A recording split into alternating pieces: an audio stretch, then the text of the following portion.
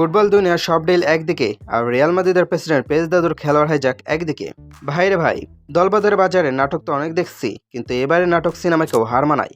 Manchester city Bernardo সিলভাকে নিয়ে যা হলো তাকে এক কথা বলা যায় খেলোয়াড় চুরি প্লাস মহাপ্রতিশোধ।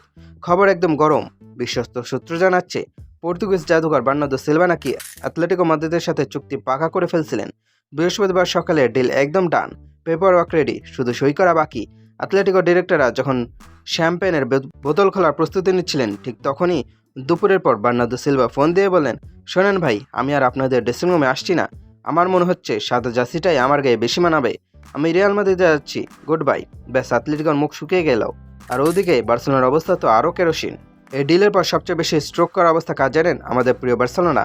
আহারে, গত 2-3টা ট্রান্সফার উইন্ডো ধরে বার্সেলোনা যেভাবে বার্নার্দো সিলভার জন্য কান্নাকাটি করছিল, তা দেখে মজনুর কথাও মনে পড়ে যায়। লাপোর্তা সাহেব সকাল বিকাল পেপারে ইন্টারভিউ দিচ্ছিলেন, আমরা সিলভাকে আনবই, আমাদের লিভার সচল আছে। বার্সা ফ্যানরা তো অলরেডি মনে মনে সিলভাকে নো ক্যাম্পে খেলানো শুরু করে দিয়েছিল, কিন্তু মাঝখান থেকে পেরেজ দাদু এসে এমন এক কামড় দিলেন যে বার্সার স্বপ্ন এখন আইসিইউতে। পেরেজ দাদু যেন লাপোর্তাকে ডেকে কানের কাছে ফিসফিস করে বললেন, তোমরা সিলভার স্বপ্ন দেখতে পাবা বাবা, কিন্তু মনে রেখো ছেলেটার বাসরাত কিন্তু সান্তিয়াগো বার্নাব্যুতেই হবে।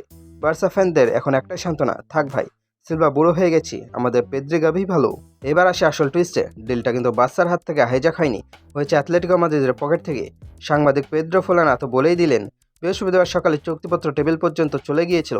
ডিয়েগো সিমেনো হয়তো ভাবছিলেন এবার সিলভাকে দিয়ে মাঝমাঠ একটু মারামারি, ব্যাস পার্কিংয়ে নতুন কৌশল শেখাবেন। কিন্তু তারা ভুলে গিয়েছিল মাদ্রিদ শহরের আসল ডনকে। বিকেলে যখন সিলভা রিয়ালের অফার পেলেন, তিনি 1 সেকেন্ডও ভাবেননি। 2 বছরের চুক্তিতে সরাসরি রাজি।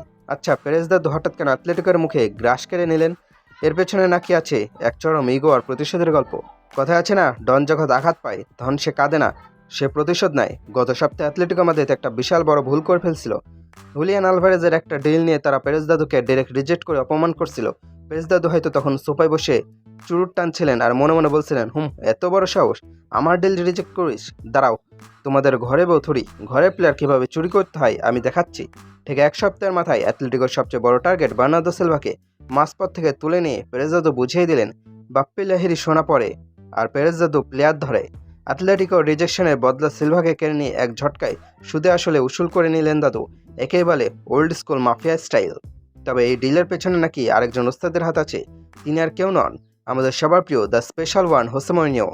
মরিনিও নাকি নিজে পার্সোনালি পুশ করেছেন এই ডিলটা কমপ্লিট করার জন্য। মরিনিও যখন কোনো প্লেয়ারের জন্য পেরেজ দাদুকে রিকোয়েস্ট করেন, তখন দাদুও না করতে পারেন না। মরিনিও আর পেরেজ যখন এক টেবিলে বসেন, তখন ফুটবল বিশ্বে বাকি ক্লাবগুলোর ড্রেসিং রুমে এমনিতেই ভূমিকম্প শুরু হয়ে যায়। মরিনিও হয়তো বলছেন, বস সিলভাকে বার্নাব্যুতে আনো, মাঝমাঠে একটু ক্রিয়েটিভিটি দরকার। আর পেরেজ দাদু বলছেন, তুমি শুধু বলো কারে আনা লাগবে, দরকার হলে সিটির পুরো টিম কিনে নিয়ে আসবো। তো শেষ পর্যন্ত কি দাঁড়ালো? বার্নার্দো সিলভা এখন অফিসিয়ালি রিয়াল মাদ্রিদের প্লেয়ার হওয়ার পথে। 2 বছর চুক্তি, সাথে আরও 1 বছর বাড়ানোর অপশন।